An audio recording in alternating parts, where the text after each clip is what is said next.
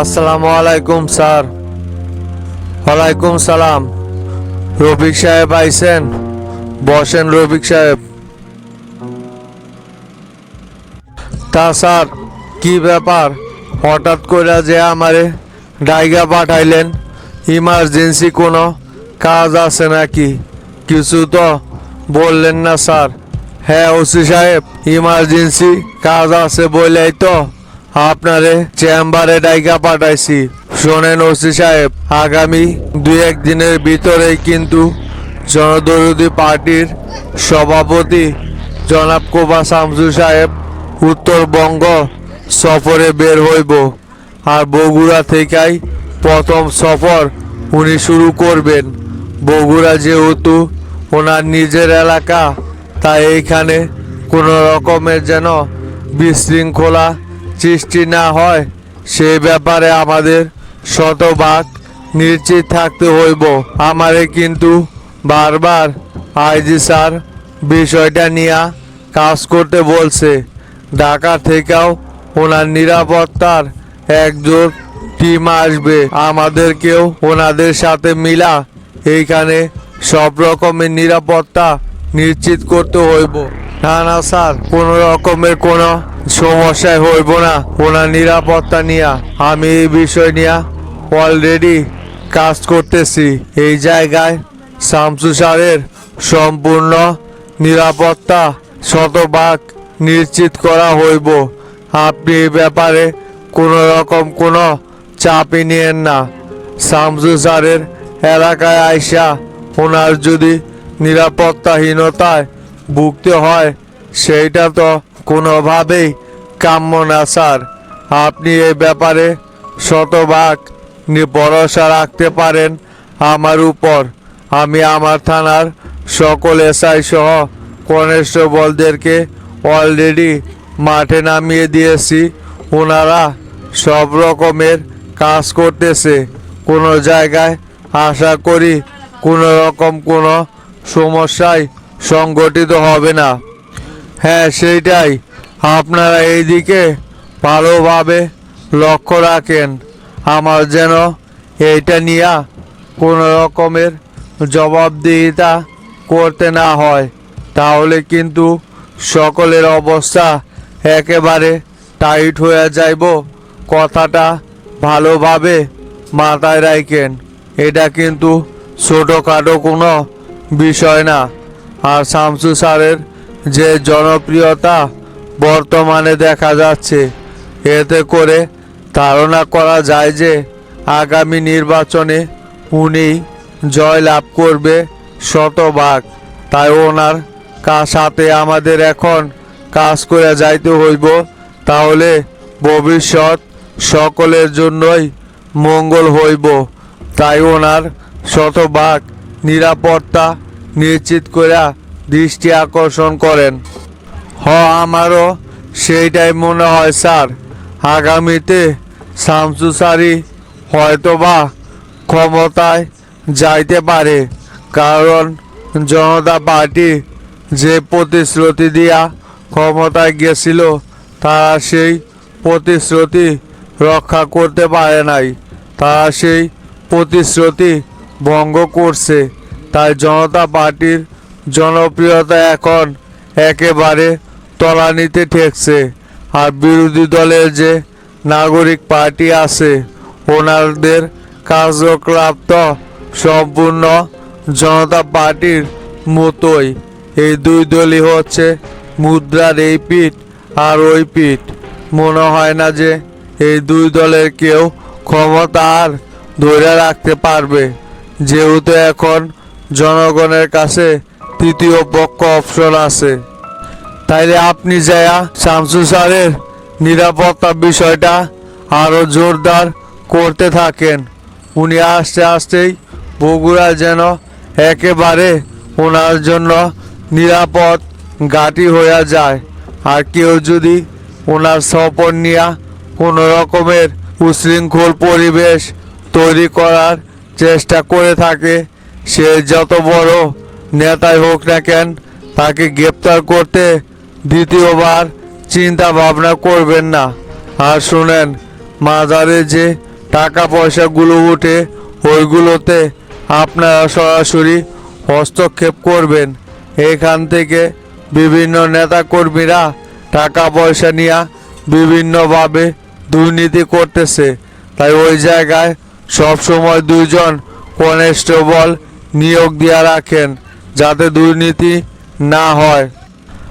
আচ্ছা স্যার, ঠিক আছে, আমি সব কিছুই ঠিকঠাক করতেছি। আর স্যার, মাজারের যে বিষয়টার কথা বললেন ওইখানে তো সরাসরি ক্ষমতাসীন দলের নেতাকর্মীরাই ওইটা নিয়ন্ত্রণ করতেছে। আগে সভাপতি, সাধারণ সম্পাদক ওনারাও বিষয়টা জানতো, তখন থেকেই ওই জায়গায় মাজার কমিটির লোকজনেরাই ওইটা নিয়ন্ত্রণ করে। এখন যদি সেই জায়গায় আমরা পুলিশ মোতায়েন করি তাহলে ওনারা তো মাজারের ভক্তদের উল্টাপাল্টা বুঝায়া আমাদের বিরুদ্ধে নিয়ে যেতে পারে। তখন তো আরও উল্টো ঝামেলাটা বাইরে যাইব। ওই জায়গায় পুলিশ নিয়ন্ত্রণ রাখা আমাদের জন্য কি উচিত হইব স্যার? আপনাকে এত কিছু নিয়ে চিন্তা ভাবনা করতে হইব না। আপনাকে যেটা বললাম সেইটা করেন, বাকিটা আমি দেখা নিবনি। একটা দুর্নীতির দান্দাবাজি রাস্তানা খুইলা বইছে, তাই না? এই সমস্ত রাস্তানাগুলো ভাঙতে হইব আগে আমাদের। বগুড়ায় কোনো রকমের দুর্নীতিবাজদের ঠাঁই হইব না। সে ক্ষমতাসীন দলের লোকই থাক বা অন্য যে কোনো দলের লোক থাক, সেটা দেখার সময় নাই। আপনাকে যে নির্দেশনা দেওয়া হয়েছে আপনি সেই নির্দেশনা অনুযায়ী কাজ করে যান। কোনো রকম কোনো ঝামেলা হইলে সেটা আমি নিজে হ্যান্ডেল করব। বুঝতে পারছেন? এখন যান তাহলে, যা যা বললাম করেন। না, এই বিষয়টা নিয়ে তো দেখতেছি সামনে আবার আর একটা ঝামেলা তৈরি হইব। কি কারণে যে এই আসামিটা আমি সাইডা দিলাম, এখন যদি হামিদ স্যার যায়া হোটেলের সিসি ক্যামেরা চেক করে তাহলে তো স্পষ্টই দেখতে পারবো যে আমি ওনারে গ্রেপ্তার করে নিয়ে আসি। তখন তো আয়সা আবার আমারে ধরবো। কি যে করি মাথায় তো ঢুকতেছে না। আসামিটা সাইডাই তো দেখতেছি অনেক বড় একটা ঝামেলা পড়ে গেলাম। না সারাটাই তো ঠিক আছিল। না, এত চাপ আর নিতে পারতেছি না। দেখি বিষয়টা নিয়ে হানিফ স্যারের সাথে আলোচনা করতে হইব। এখন আপাতত তোফায়েল স্যারের ছেলের যে চার্জশিটটা আছে ওইটা আদালতে সাবমিট করার ব্যবস্থা করি। তোফায়েল স্যার আর হানিফ স্যার যেভাবে বলছে সেইভাবেই চার্জশিটটা কইরা পাঠাইতে হইব, যাতে করে প্রথম হিয়ারিংয়েই জামিন পায়। হামিদ স্যারের কথা মতো চার্জশিট করলে তো কোনোভাবেই জামিন করাইতে পারবে না, তখন উল্টা আমাকেই চোদন খাইতে হইব। হাসান, হে হাসান, কই গেলা? এদিকে আসো তো। আসসালামু আলাইকুম স্যার, ডাকছিলেন আমারে? হ হাসান, শোনো, তোফায়েল স্যারের বেটার যে চার্জশিটের ফাইলটা আছে না, ওইটা একটু তাড়াতাড়ি আমার টেবিলে নিয়ে আসো তো। ইমার্জেন্সি একটা দরকার আছে। ফাইলটা তাড়াতাড়ি আমার টেবিলে নিয়ে আসো, যাও। আচ্ছা ঠিক আছে স্যার, আমি এখনই ফাইলটা আনার ব্যবস্থা করতেছি। তরিকুল ভাই, বহুত দিন তো হয়ে গেল আমরা কোনো প্রোগ্রামই করতে পারতেছি না। এইভাবে চলতে থাকলে তো আমাদের নেতা কর্মীদের সবটি শরীরে জং ধরে যাইব। শামসু যেইভাবে পুরো দেশকে কাভার কইরা ফালাইতেছে, সেই তুলনায় আমরা তো কোনো কিছুই করতেছি না। এইভাবে আর কার্যক্রম বন্ধ কইরা কতদিন বসে থাকবো? আমাদের দলীয় কাজকর্ম কি শুরু করতে হইব না। সরকারের যদি এইভাবে ছাড় দিয়ে আসি তাহলে তো আমরা কোনোভাবেই কোনো কিছুই করতে পারবো না। মাঝখান থেকে শামসুর জনদরদি পার্টি এই সুযোগটা কাজে লাগায়া ওই কিন্তু অনেক বড় অঘটন ঘটাই ফেলাইব। তাই আমাদের এইভাবে আর বসে থাকাটা মনে হয় ঠিক হইতেছে না। হ্যাঁ হাবিব, প্রোগ্রাম তো আমরা অবশ্যই করব। বিভিন্ন রকমের ঝামেলায় ছিলাম তো, যার কারণে এই কয়টা দিন দলীয় প্রোগ্রাম করলাম না। আর এইদিকে শামসু যে ওর দল লিয়া বাড়াবাড়ি শুরু করছে জনতা পার্টির সাথে, ওর সামনে একটা ভয়ঙ্কর বাধা তৈরি হয়ে যাইব। আর সেই সময় আমরা দেশে বিশৃঙ্খলা সৃষ্টি করা সম্পূর্ণ দোষ শামসুর জনদরদি পার্টির উপর চাপিয়ে দিতে পারবো। আপাতত শামসু আর কয়েকটা দিন জোরালোভাবে প্রোগ্রাম করুক। জনতা পার্টির সাথে ওর একটা ঝামেলা যেভাবে হোক বাজাই দিতে হইব। যদি একটা ঝামেলা বাজাই দিতে পারি তাহলে দেখবা আমরা এর সুযোগ নিয়া শামসুকে কিভাবে বিপদে ফেলাই। শামসু যেভাবে আটগার বাইন্দা মাঠে নামছে না, ওর দলকে বিপদে ফালাইতে গেলে অনেক কাঠখড় পোড়াইতে হইব আমাদের। আর শামসু যে চিকন মাথার লোক, ওরে তো এত তাড়াতাড়ি কেউ কোনো পেছে ফালাইতে পারবো না। এখানে আমাদেরকে শক্তপোক্ত অবস্থান নিয়া তারপর পদক্ষেপ নিতে হইব। কোনোভাবেই কোনো ভুল করা যাইব না। একবার তো রমজানের উপর হামলাটা করাইয়া যে একটা প্যারার ভিতরে পইরা গেছিলেন, দেখলেন মাঝখান থেকে সেই রমজানও ঠিকই জীবিত হয়ে আছে, শামসুরও কোনো কিছুই হয় নাই। আরও বান্ডিকে আমরা অকালে হারালাম। বান্ডিকে দিয়া অনেক কাজই করাই নিতে পারতাম। সবচাইতে ভালো হয়েছে যে শামসু আমাদেরকে সন্দেহ করে নাই। হ্যাঁ হাবিব, বান্টির জন্য তো আমারও খারাপ লাগে। বান্টিরে দিয়া অনেক কাজই আমি করাই নিছি। ওর মতো চালু আর এরকম বিশ্বস্ত লোক এখন খুঁজে বের করা খুবই মুশকিল হয়ে যাইব। তবে রমজান না মরলে কি হইব, শামসু আর তুফাইলের ভিতরে যে একটা ফাইট বাজাই দিছি না, এটাই দেখবা ওদের দুইজনকেই ধ্বংস করে দেব। এর ভিতরে সবচাইতে ভালো হইতো যদি রমজানকে একেবারে শেষ করা যাইতো, কিন্তু ওর তো কই মাসের যান, কোনোভাবেই শেষ করা গেল না। তবে বান্টি মরাতেও আরো ভালো হয়েছে যে আমাদের নাম প্রকাশে আসাটা একেবারে অসম্ভব। এখানে সম্পূর্ণ দোষটা এখন তোফায়েলের বেটার উপরই পড়বো যায়া, কারণ আমাদের বিরুদ্ধে কোনো সাক্ষী নাই। সেইটাই ভাই, একেবারে কানের কাজ দিয়া বাইসা গেছেন।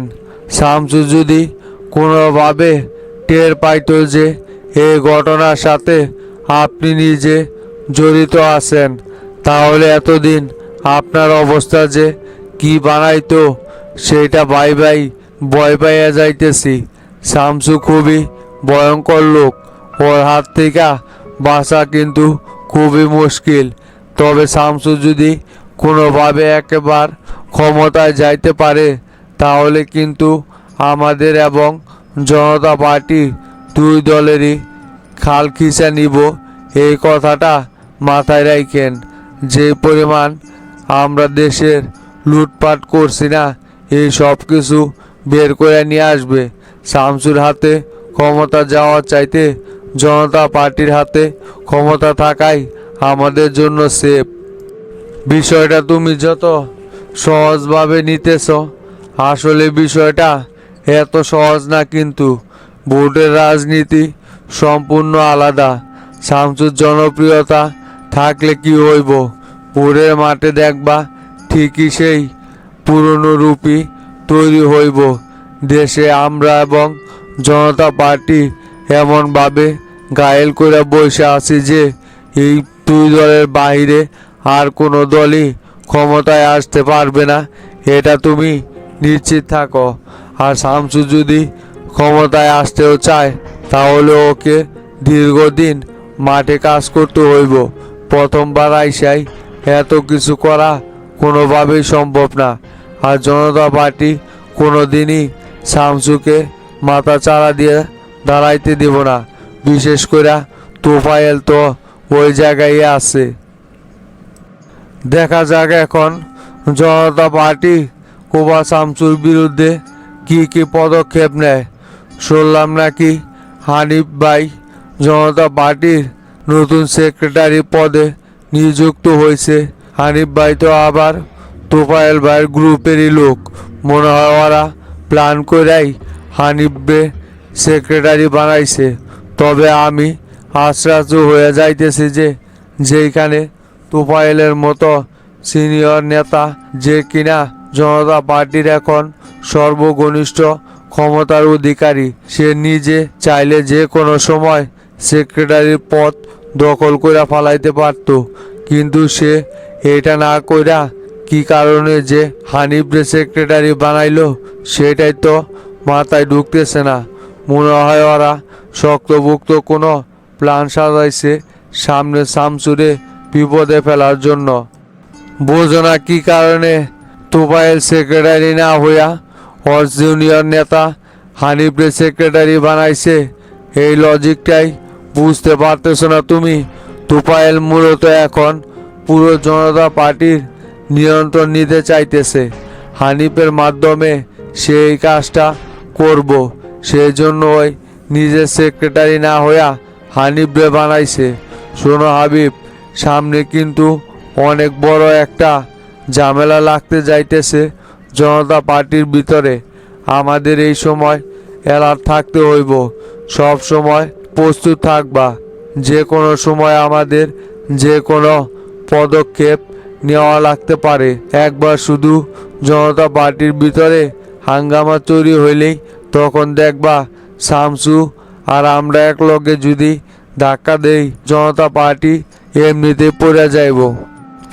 জনতা পার্টির ভিতরে যে পরিমাণের এখন গ্রুপিং রাজনীতি শুরু হয়েছে, এতে করে ওদের ভিতরে তো ঝামেলা লাগবেই। শামসু যাওয়ার পর থেকেই দলটা একেবারে এলোমেলো হয়ে গেছে। শামসু যতদিন ছিল ততদিন গোছানো ছিল। সমস্যা নাই ভাই, আমরা সব সময় প্রস্তুতি থাকবো। ওদের ঝামেলাটা বাজলেই আমরা সঙ্গে সঙ্গে মাঠে নাইমা পড়ব। এখন তাইলে আমি উঠি তোফায়েল ভাই, পরে আবার দেখা করবনি।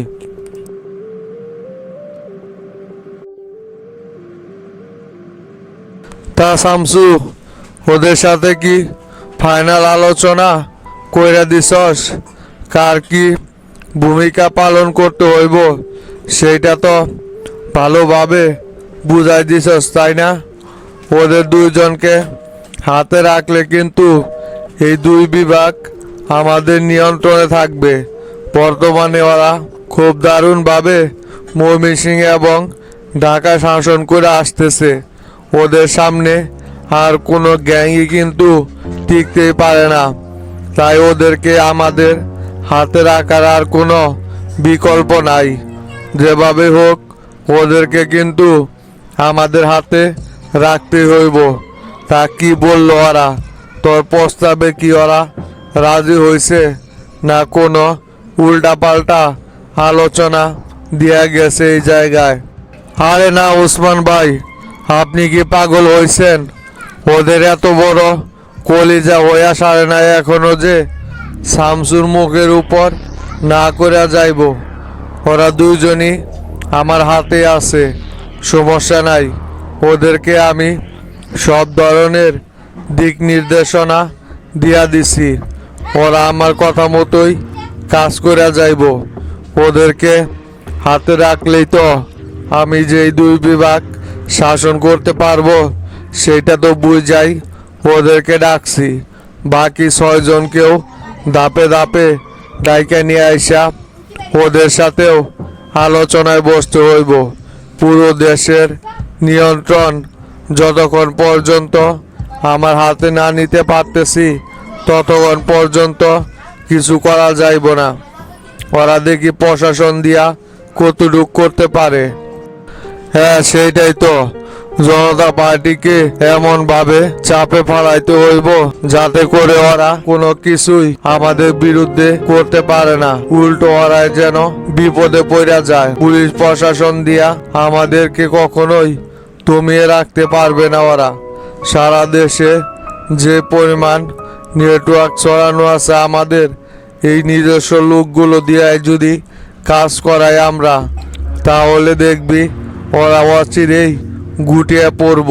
বিভিন্ন জায়গায় জনতা পার্টির যে সমস্ত ক্ষমতাশালী বড় বড় নেতা আছে, ওদের প্রত্যেককেই অপহরণ কইরা ওদেরকে এমনভাবে শাসাইতে হইব যে ওরা যেন মাঠে নামার সাহসী না পায়।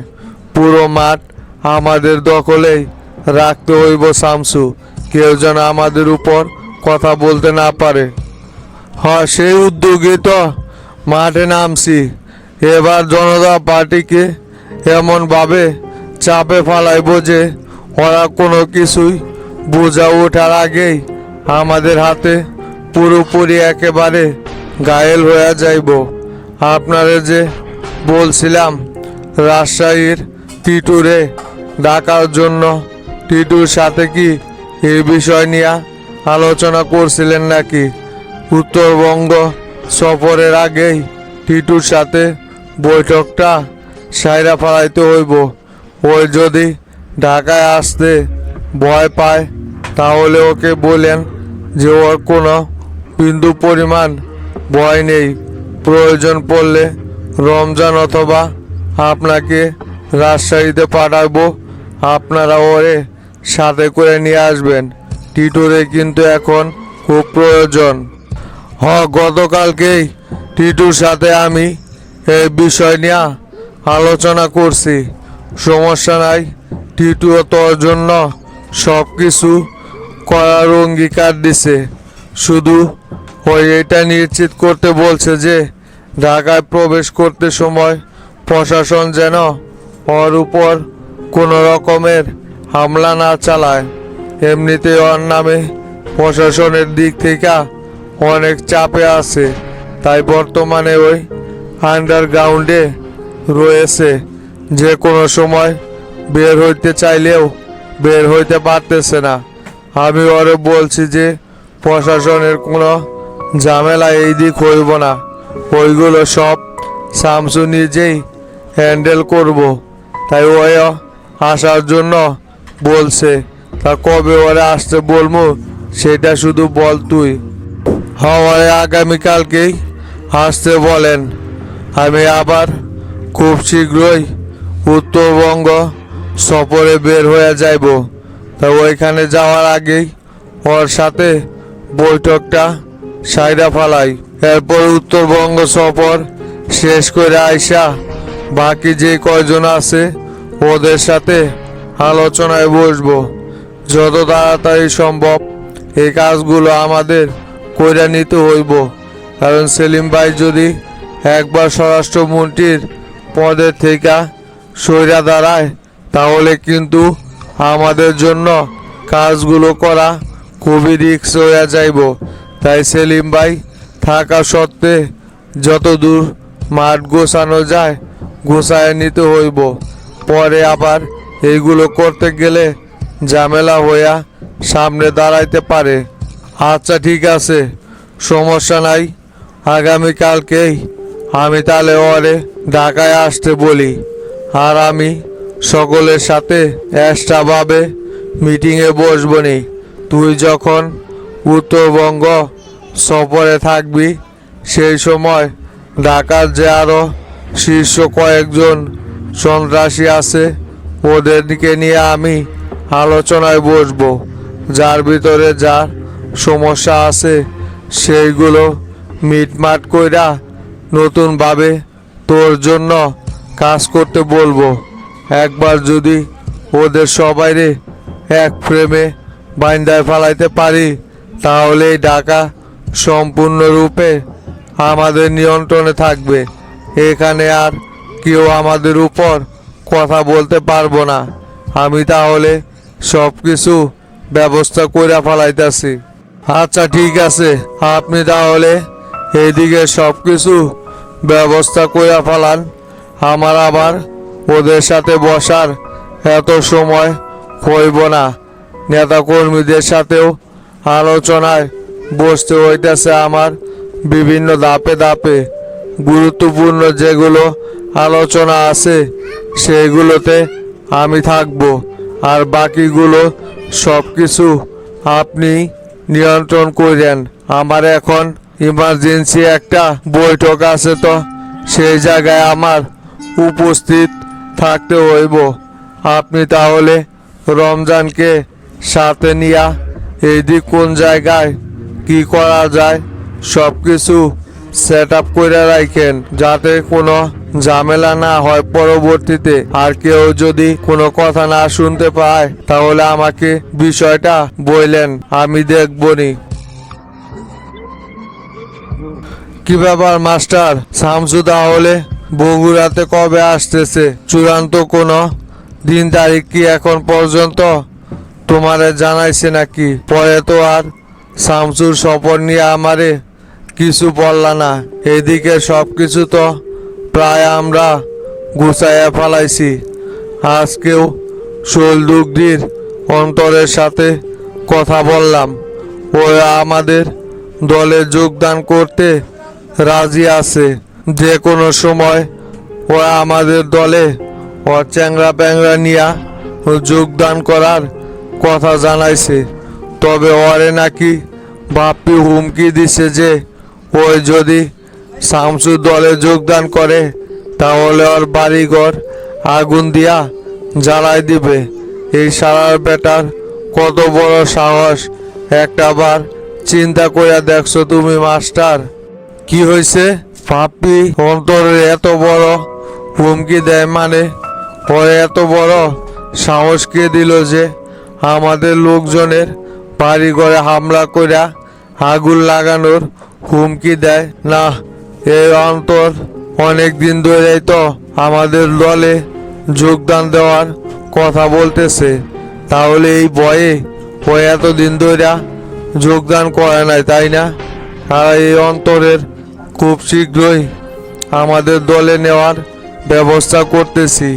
আর ওরে বইলা দিবেন যে বাপ্পি কেন, ওর বাপও যদি আইসা হুমকি দেওয়া যায় তাহলে যেন তারে ধইরা আমাদের কাছে নিয়ে আসে। ওর তো দেখতেছি সাহস কম না। কোন সাহসে ওই অন্তরের বাড়িঘর জ্বালায় দেওয়ার মতো হুমকি দেয়? ওরে তো দেখতেছি দেখা নিতে হইব এবার। তাইলে তোমারে আমি কি বলে আইতেছি এতদিন ধইরা? ওদেরকে কোনো কিছু না বলতে বলতে দিন দিন ওরা মাথায় উঠা যাইতেছে। ওদেরকে উচিত একটা দৌড়ানি না দিলে ওরা কোনোভাবেই ঠিক হইব না, সেটা আমি ভালো করে জানি। তুমি মাস্টার যতই ওদেরকে গুণগানের কথা বলো না কেন, ওরা তোমার কথা মূল্যবান মনে করে কোনো কথাই রাখবো না। বাপ্পি কয়েকদিন আগে ঢাকাতে গেছিল কেন্দ্রীয় নেতাদের সাথে দেখা করার জন্য। সেইখান থেকেই হয়তো বাবারে এইরকম পাওয়ার দিয়ে দিছে, যাতে করে বগুড়া কোনোভাবেই জনদরদি পার্টির নিয়ন্ত্রণে না যায়। যে কোনো উপায়ে ওরা এই মাঠটা ওদের হাতে রাখতে চাইতেছে। হ্যাঁ সেইটাই, দাঁত ফুটাইতে আসে যেন। এ বগুড়া হচ্ছে শামসুর নিজের এলাকা। এখানে জনদরদি পার্টি ছাড়া আর কোনো পার্টিরই নামগন্ধ অস্তিত্ব কোনো কিছুই থাকবে না। দেখি না ওরা কিভাবে এই মাঠ দখল করে। কত বড় বড় এডামালা লোক আমাদের সামনে আসলো দেখলাম। বগুড়াতে কেউ এখন পর্যন্ত টিকতে পারলো না। আর ওই সামান্য গোপুর আর বাপ্পি মিলা বগুড়ায় জনতা পার্টি টিকায় রাখবো। কিভাবে রাখে সেটাও দেখে নিবনি। এতদিন যাবৎ আমরা জনদরদি পার্টির জন্য কাজ করে আইতাছি। ওরা এইখানে মাথা দিয়া কি করতে পারবো সেটাও দেখার আছে আমার। এত নালি আদেশের না যে কইলেই হইল। সেইটাই, শামসুরে নিজের এলাকা যে কোনো ভাবে আমাদের দখলে রাখতে হইব। এখানে অন্য কোনো পার্টিরে কোনোভাবেই মাথা চারা দিয়া দাঁড়াইতে দিব না। আমাদের চাইতে শক্তিশালী নেতা এই জায়গায় নাই। আর জনগণকেও আমরা যেটাই বলবো সেটাই শুনবো। এই গফুর, বাপ্পি, শফিক, এই সমস্ত ভণ্ড নেতারা কদ্দুর যে কি করতে পারবো সেটা সকলেই জানে। আর জনগণও ওদেরকে এতটা ফেসিলিটি কোনোভাবেই দিব না। যেই জায়গায় শামসু দাঁড়াইব সেই জায়গায় কি অন্য কোনো নেতার আর কোনো বেল আছে নাকি? আর তোমার যে ডিসির সাথে আজকে বৈঠকের কথা, ডিসির সাথে কি বৈঠকে বইছিলা? কি আলোচনা করলা ওনার সাথে? এসপির সাথে বৈঠকে বসছিলাম, কোনো সমস্যা নাই। এই এসপি আমাদের নিয়ন্ত্রণে এখনো আছে। শামসু যে ওনারে বগুড়াতে নিয়ে আইছে সেটা উনি এখনো বলে নাই। জনতা পার্টির কোনো কথাই শুনবো না উনি। স্যার, শামসু যে বগুড়ায় আসবে সেটা ওনারাও ভালো করে জানে। সেজন্য ওনারাও নিরাপত্তা নিয়ে কাজ করে যাইতেছে। আর ওই মাজারের বিষয়টাও তুলছিলাম ভাই। মাজারের টাকা পয়সা এখন থেকে যা যা কালেকশন হইব সেইটা সবই প্রশাসন নিজে হস্তক্ষেপ কইরা ওইটার একটা সুরাহা করব। এখন থেকে আর প্রার্থী কোনো চামচা চুমচারা এইখান থেকে একটা টাকাও নড়বড় করতে পারবো না। সেই কাজে আমি কইরা দিয়েছি। একেবারে উচিত একটা কাজ করছো মাস্টার। তোমার এই কাজের কথাই আমি শুনতে চাইছিলাম। সারা কত বড় চিটার বাটপার একটা বার চিন্তা করে দেখছ? গরিব মানুষের দানের টাকা এইখান থেকেও চুরি কইরা একেবারে সব কিছু লুটপাট করে খাইতেছে।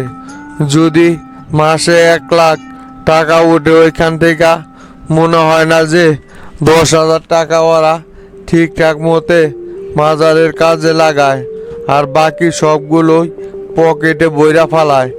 এখন থেকে প্রশাসন যদি হস্তক্ষেপ করে তাহলে সব চাইতে বেশি ভালো হইব। এই সমস্ত চোর বাটপাররা আর এইখানে বিন্দু পরিমাণ কোনো সুযোগ পাইব না কোনো রকমের দুর্নীতি করার। ওই লাইন একেবারে বন্ধ করে দিয়েছি। ওইটা আর ওরা কোনোদিনও চালু করতে পারবো না। আর হাবিব ভাই, এখন তাহলে উঠি, চলেন। দুপুরবেলা হয়ে গেছে। বাসায় যাইয়া রেস্ট টেস্ট নিয়া বিকেলে আবার দেখা করবনি।